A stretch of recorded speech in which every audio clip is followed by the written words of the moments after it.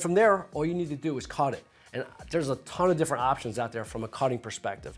You know, what I recommend for new smokers, tradition, guillotine cutter. So this is a guillotine cutter. But there's punch cutters out there. There's V cutters out there. There's all different methods to cut the cigar.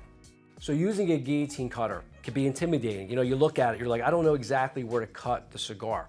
All you have to keep in mind is you can always cut more. You can't add, right? So you want to take basically what I say, the width of a dime off the top of a cigar, a small sliver to start.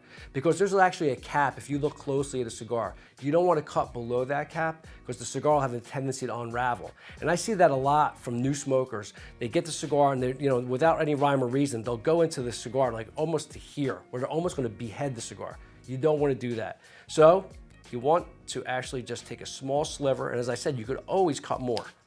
And once you open up the head of that cigar, that's how you'll know you're going to get air. And when you get air, you're definitely going to get smoke. So that's the first step. Punch cutter, obviously, little punch hole in the back.